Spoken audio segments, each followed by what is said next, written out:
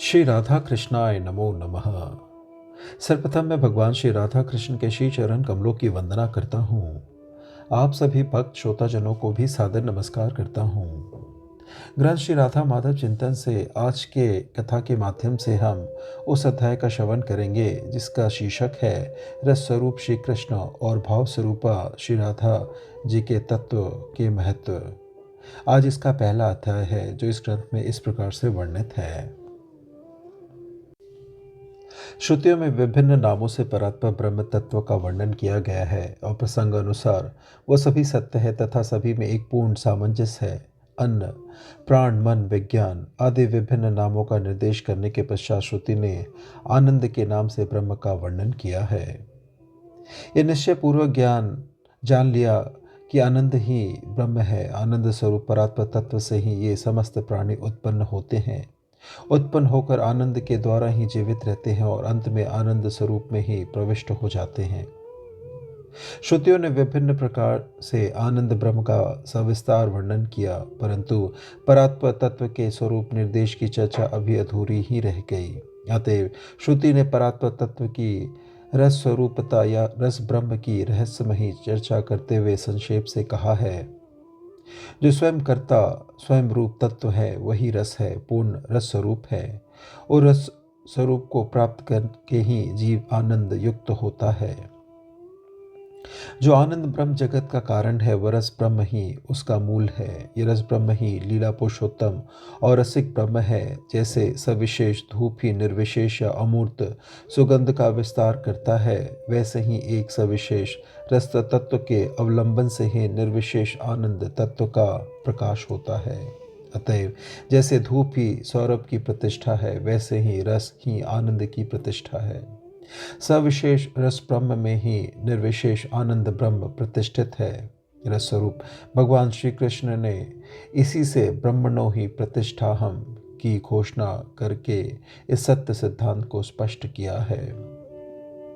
इस रस की उपलब्धि भाव के बिना नहीं होती। भावुक हुए बिना रसिक नहीं हुआ जाता। भावग्राह या भाव साध्य रस का प्रकाशन आनंद भाव के बिना संभव नहीं।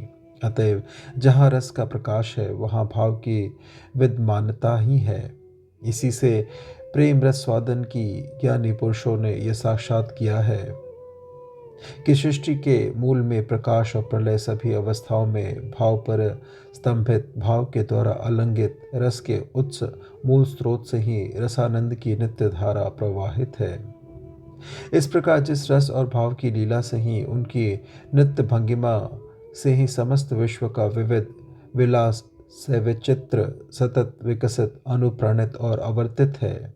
सभी रसों और भावों का जो मूल आत्मा और प्राण है वही एक महाभाव परिबिंबित रसराज या आनंद रस विलास विलसित महाभाव स्वरूपनी श्री राधा से समन्वित श्री कृष्ण ही समस्त शास्त्रों के तथा महामनीषियों के द्वारा नित्य अन्वेषणीय परात्पर परिपूर्ण तत्व है। भाव शब्द का अभिप्राय भक्ति से है। भगवान भाव साध्य भाव ग्राह है। इसका अर्थ है वे भक्ति से प्राप्त होते हैं। भगवान ने कहा है, मैं एकमात्र अनन्य भक्ति से ही ग्राहा हूँ। भक्त्या में कया ग्राहा, यही परमानंद का रसवादन है।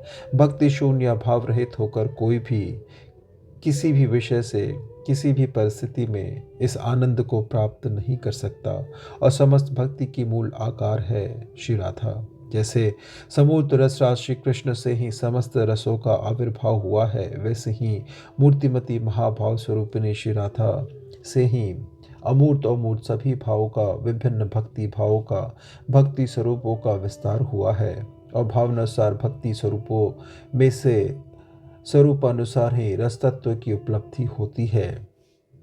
जैसे एक ही प्रकाश ज्योति के नीले पीले लाल हरे आदि विविध वर्णों के स्फटिकों पर पड़ने से विविध वर्ण विशेष दिखाई देते हैं, वैसे ही भक्ति के रूप में प्रकट श्री राधा ही अमूर्त भाव विशेष के रूप में दास सख्य वात्सल्यादि भाव वाले विभिन्न भक्तों में उसी रूप में प्रकट होकर उसी के अनुसार उसी के उपयोगी रस तत्व को प्राप्त कराती है। पटरानी रूप में लक्ष्मी, आदि के रूप में गोपी रूप में जितनी भी भगवान की कांता देवियां हैं वे सभी श्री राधा की समूर्त अवस्था विशेष है। जिस अवस्था में महाभाव स्वरूप स्वयं राधा और रसराज श्री कृष्ण प्रेम विलास वरिधि में लीलायमान है, जहाँ रमन और रमणी की भेद बुद्धि की कल्पना नहीं रह जाती, वह संपूर्ण रस भावदत्त ही विशुद्ध प्रेम विलास की असीम सीमा है, निर्वधि अवधि है।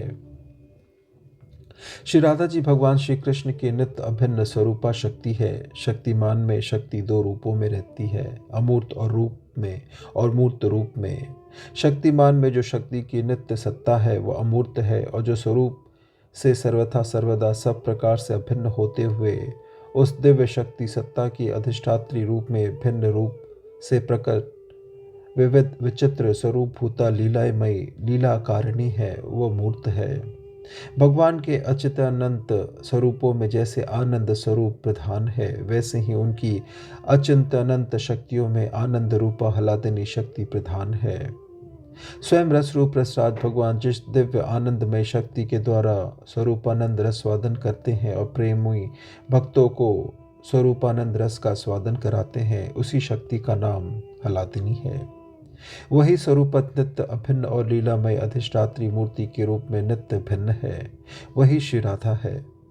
यही भक्ति साम्राज्य में प्रविष्ट होकर लीला से ही क्रमश घनता की अवस्था में उन्नत होती हुई रति प्रेम स्नेह मान प्रणय राग अनुराग भाव और महाभाव नाम धारण करती है। यह महाभाव प्रेम रस की मूर्तिमान दिव्य सजी प्रतिमा ही श्री राधा है। ये श्री राधा परम पावन श्री कृष्ण प्रेम की ही प्रगाढ़तम अवस्था मादनाख्य महाभाव स्वरूपा है। इसी को प्रेम राज्य के अनुभवी पुरुषों ने श्री कृष्ण प्रणय विकृति कहा है। ये मादनाख्य महाभाव श्री कृष्ण प्रणय का ही परम घन विकार है, चरम और परम परिणति है। अवश्य ही वह नित्य है, विकार और परिणति लीला में ही है। परमात्मा पूर्ण ब्रह्म तत्व के तीन रूप है, ब्रह्म परमात्मा और भगवान। श्रीमद् भागवत में ऐसा कहा गया है, ब्रह्मोति परमात्मेति भगवनीति शब्दते। परात्पर तत्व रस रूप है, अतः इन तीनों में ही रूपों में रस स्वरूपता विद्यमान है, पर लीला भेद से तीनों में भेद है। ब्रह्म रस स्वरूप है और उस निर्विशेष निर्गम निष्क्रिय निर्गुण निराकार तत्व में शक्ति का प्राकट्य नहीं है, अतः ब्रह्म तत्व रस रूप होने पर भी रसिक नहीं है।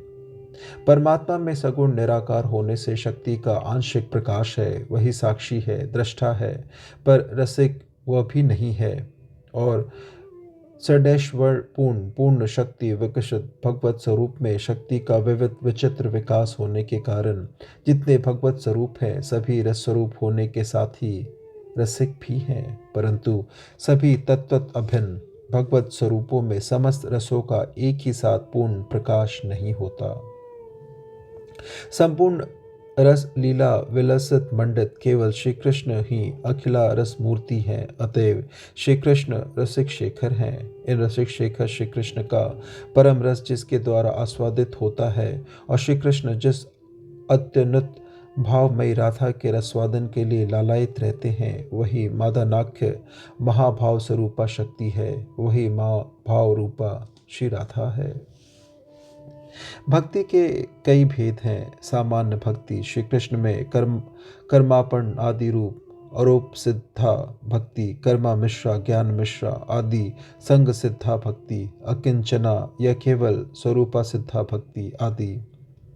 इनके प्रकार बहुत से हैं, नवधा, एकादशधा, शतधा, सहस्त्रधा आदि, जो लोग कर्म ज्ञान तथा योग आदि की भांति भक्ति को साधन का अंग मानते हैं, वे अपने अपने स्तर के भावानुसार मोक्ष तत्व को प्राप्त हो सकते हैं, परंतु उनमें पंचम पुरुषार्थ रूप भगवत प्रेम की प्राप्ति नहीं होती। उनकी वह साधन भक्ति सकाम होने पर भोग प्रदायिनी और निष्काम होने पर अंतकरण की शुद्धि के द्वारा मोक्ष प्रदायिनी होती है।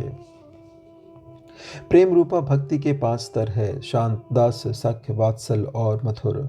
आनंद स्वरूप निर्विशेष ब्रह्म में शक्ति की अभिव्यक्ति नहीं है। परमात्मा में शक्ति का आंशिक विकास होने के कारण वहाँ हलादिनी चित शक्ति का भी अस्तित्व किंचित प्रकट है।